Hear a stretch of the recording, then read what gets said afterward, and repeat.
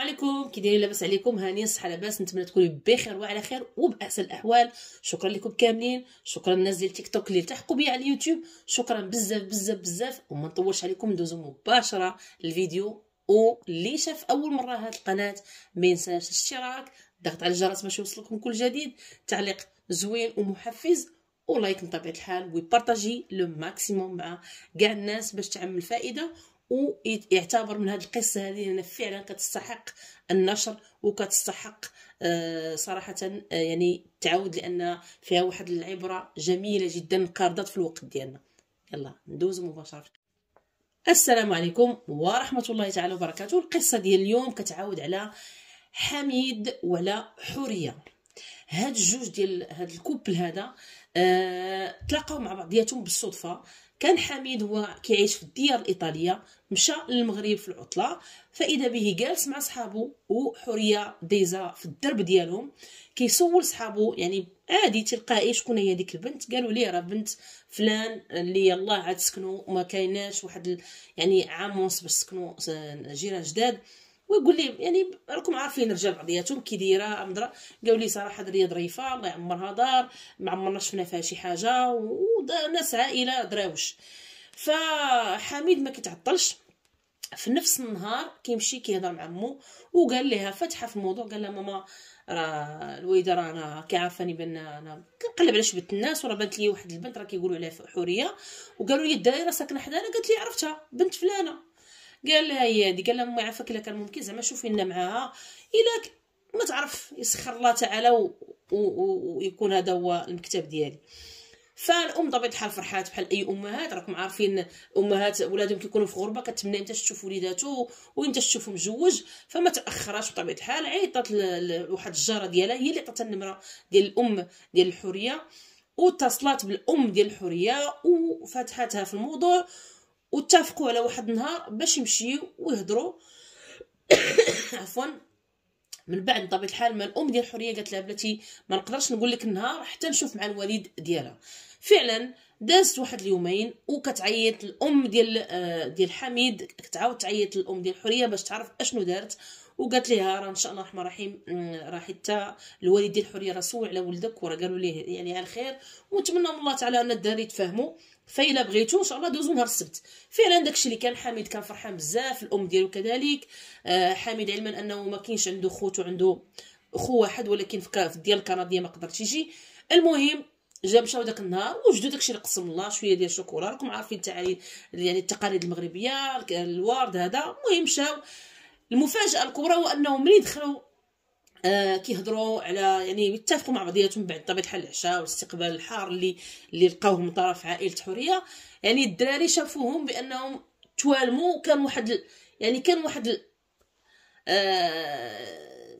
كيف ما شافوا واحد القبول بان عليهم. فتيسرت الامور وتكاتبوا من بعد 15 يوم، وكلشي الامور كانت غدا من داك الشرفيع، وكلشي كان فرحان وكلشي كان سعيد. المهم جا الوقيته اللي حميد من بعد ما تكاتب مع حوريه، جا الوقيته اللي خاصو يمشي يرجع للديار الايطاليه بطبيعه الحال باش يدفع على الاوراق ويجيبها لعندو.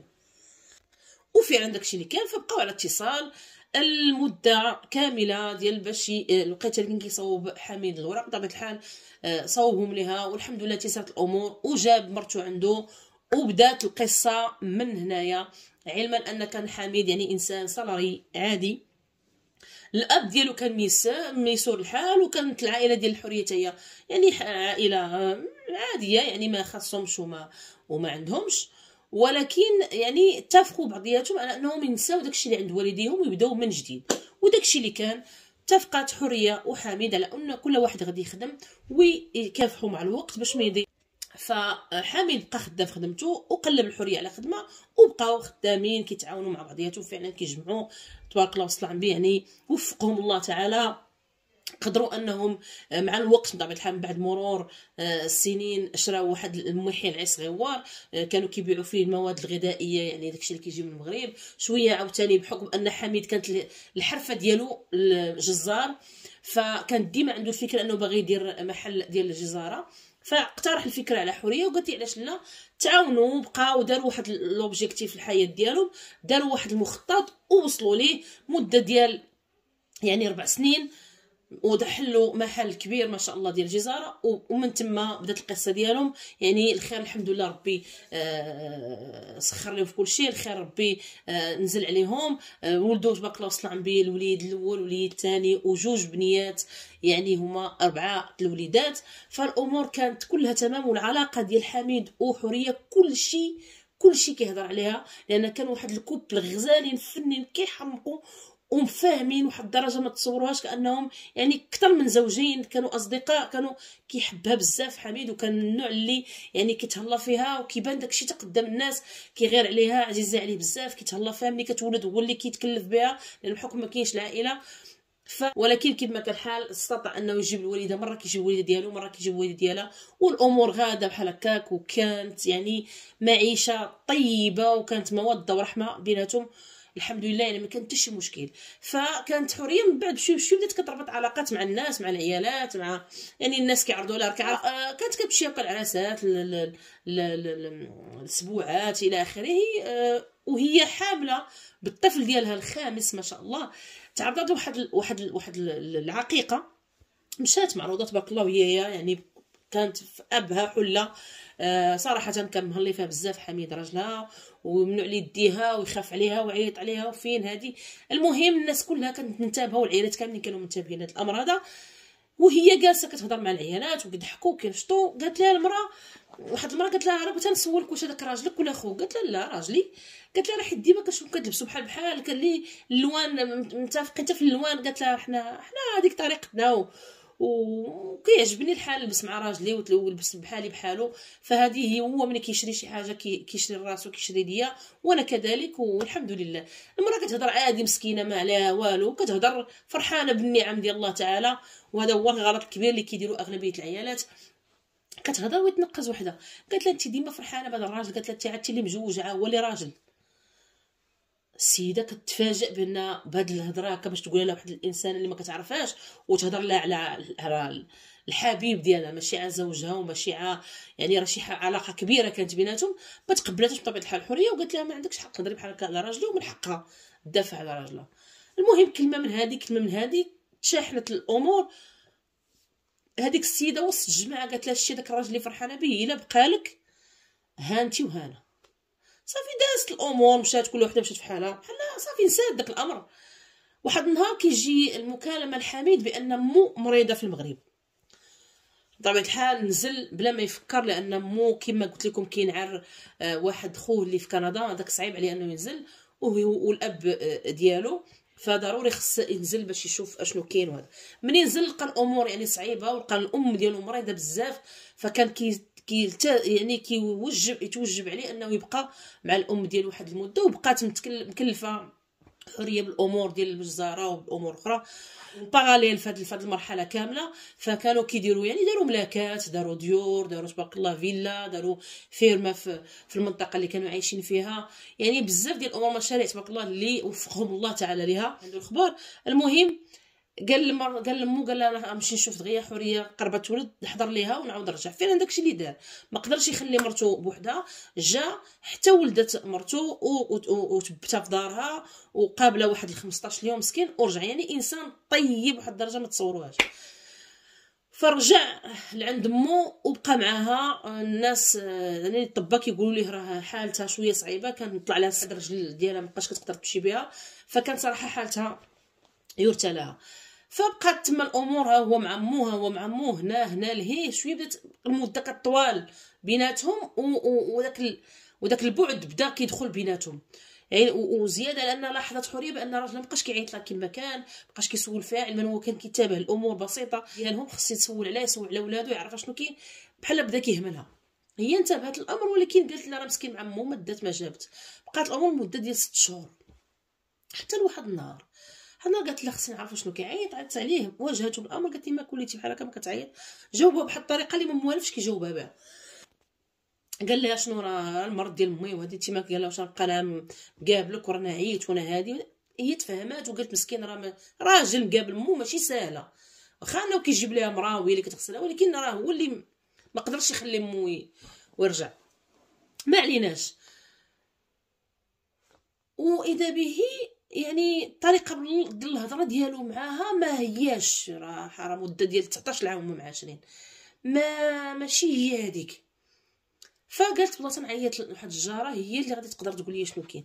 عيطت لهاد واحد الجاره ديالها وقالت لها كي دايره امي فاطمه على الام ديالو، كي دايره كيف على. قالوا لها راه لاباس الحمد لله صافا، راه شويه بدات كتحرك دابا وشويه بدات لاباس، وعلما انه قال لها راه باقا مقتوله باقا مهده باقا كتحرك ما والو. فتفاجات السيده قالت لها الجاره بغيت نسولك حبيبتي، واحد المراه كتجي عندهم ما عرفتش شكون، كتكون ديما مع راجلك ما عرفتش شكون، واش من العائله ولا. قالت لها مرا، قالت لها مرا، قالت لها تقدر توصفها لي، وصفتها لها ولكن هي يعني ما قدرتش تجيب الشبه شكون، ما عليناش. المهم السيده تصدمات، ولكن واخا داكشي كامل تبتات، ولان ثقه في راجل، الثقه العمياء ما كاينش تخرجيش، ما كاينش البرد ما يدوزش بيناتهم. عيطت عليه قالت لي اجي نقول لك واحد الحاجه، راه اللي كاين ولا كاين، وراه قالوا لي راه كاينه شي مره كتجي، واش انت كتجيب شي مره كتغسل امي فاطمه ولا كيفاش؟ قال لها ها راه قال لها واحد المره اللي كتجي تغسل ليها وهذا وهذا. صافي دازت الامور، هي ما ارتاحتش شي حاجه. سبحان الله الاحساس ديال المراه ما يغلطهاش. كتفاجئ واحد النهار بواحد السيده من الدرب عندهم كتعيط عليها تقول لها اختي حوريه الا بغيتي تعتقي راجلك جي عتقيه، راه واحد خيتي كدور به. صافي تما حوريه ما بقاتش قالت لك عاقله اشنو تقدم واشنو تاخر، ما بقاتش عاقله نهائيا. قالت قطعت البيي ونزلات لالا، دخلات للدار، مشات لعندهم، لقات فعلا الام باقا ديالو مريضه، ولكن ماشي بالمواصفات اللي كيقول لها، وهو ما كاينش. ملي عيطت عليه قالت لي فينك، قال لها انا راه خارج. ودا على انت؟ قالت لي انا راه جيت. قال لها كيفاش ما تقوليهاش ليا وكيفاش هادي وكيفاش هذا. دار لها السب على هادي وتقلق على هذا السبب، علاش اللي ما تقولش ليه رانا جيت. قالت لي انا راه تخلعت وهذا. قال لها خصك تعلميني وخصك تفعلي وخصك. مهم جا حاولت ما امكن تطيب لي خاطرو وتهضر معاه هو هادشي كامل غير بحال كنتي صدماتو وما كانش مستعد انها تجيب بلا ما تقولها لي، علما انه كان كيفرح، كان شحال هادي ما عندوش حتى شي اشكال. بالعكس السيده الاخرى ما لقاش كيفاش يعلمها راجلها، هي جالسه في دارهم حوريه، واذا بالسيده كتعيط عليه وتقول لي نزل رانا كاينه لتحت. مني غادي تنزل اخوتي واخواتاتي غادي تلقى ديك السيده اللي قالت لها والله لا بقالك هي اللي كاينه لتحت، والطامه الكبرى انه ولات مرتو. للاسف الشديد. قالت لي صافي تما، قالت ما عقلاتش. مهم السيده غيبت بقوه الصدمه، هزوها للسبيطار، وقعت واحد 3 ايام وهي ما في الشوك، ما عرفاش شنو دير. المهم ملي استوعبت الامر وعرفات بان داكشي واقع، وهي المشكل الكبير وانها ماشي دارت بالزبله وصافي، لا دارت الزبله وكتجي جات حتى لعندها وقالت لها كي جيتك دابا ديتو ولا ما ديتوش. عرفتي قالت لك راجلي كانك هزيتي واحد وحطيتي واحد ما كنعرفوش، ما كان كاع داك الحب وديك المحبه وداك الشيء كامل ما بقاتيش حاجه منا، بحال كاينه حدا بحال ما كايناش. المهم السيده هزت حويجه ورجعت بحال البلاد بحال حتى حاجه ما كاينه. كانت مخليه ولادها عند الجاره، رجعات بالصدمه ديالها، كانت جايبه معها البيبي ديالها وكتخمم اشنو غادي دير، ما عرفاتش شنو دير. رجعات حتى كيعيط لها هو، قال لها راكي خصك تعرفي واحد الحاجه، راه الا كنتي المهم هادشي هاد العيشه هادي راه نتفارقوا ماشي مشكل، انا راه ما يمكنش نبقى معذب بحال هكا وانا لقيت راحتي في المغرب وانا هادي. وانا قالت لي اللي بان لك ديرو، انا ما بقيت باغا صافي اللي بان لك انا معاك فيه. بقات السيده ماشي جرات على راجلها وقلبات، مسكينه هي ما عارفاش، ما عندهاش التجربه، متصدمات الشوك، ما داكشي صعيب، راه ماشي سهله. بقات واحد المده ديال 4 شهور هي هكا كتخمم وكتشوف زعما دابا يجي دابا يحشم دابا يتقى الله دابا. كتعيط على واحد النهار ديك المسخه، قالت لها شوفي نقول حاجه، الفيرما والفيلا والمحل فلان فلاني والدار فلان فلانيه راه كلهم ولاو بسميتي، راه بقات لك الدار اللي انت وياه بمناصفه، الشيء الاخر كله ديالي، ودابا هاكا راجلك بصحتك. فعلا غيدير واحد 15 يوم غادي يرجع عند راجلها. رجع الراجل مقتول مهلوك عم دمدم، ما كيفهم والو، ما كيدويش، بحال ما كابطيش، بحال ما عرف شنو واقع ليه. المهم الناس دخلوا طلبوها، عياو ما يطلبوا فيها، عياو ما يعني حرام انك تشوفي راجلك دوزه معاه 10 ويكون في الزنقه، ما عنده فين يرجع، ما عنده فين ما كاين لا حياه لا والو. المراه ما قدراش يعني تدخلو، ولكن ولاد الاصل كيبقاو ديما ولاد الاصل. كيف ما بغى يكون الحال ما قدراتش تلوحو وما قدراتش تخلى عليه ودخلاتو، واخا هي مقلقه وقلبها قاصح من جهته، ولكن ما قدراتش تخلى عليه ورجع لدارو وبقات مقابلاه حتى داواتو، حتى كل نهار تجيب ليه الرقيه، حتى حيدت داك السحر اللي كان فيه. والسيد عاد فاق. ملي فاق قال لها فين انا، اشنو درت واشنو فعلت؟ قالت لي ها اللي درتي وها اللي فعلتي وها اللي تركتي. اشنو درتي ديك السيده الله اعلم. المهم ملي رجع وبغى يرجع الملكات ديالو، للاسف الشديد ما قدرش يدير حتى شي حاجه، لان كلشي مشى. فلتات المجزره اللي كاينه في ايطاليا والدار اللي هما يشاركا فيها فقط، الشيء الاخر كله مشى. قالوا ليه الناس ترجعوا لان عندك ورق ديال الطبيب وعندك، هي صافي المراه ملات ديجا، نفسيتها ولات منهاره. ومني شافت راجلها رجع للاصل ديالو، رجع للعقل ديالو، عرفات بان داكشي راه كان عين سحور، اضطرات تسمح ليه واخا كان صعيب عليها. وبنت الاصل كتبقى ديما بنت الاصل.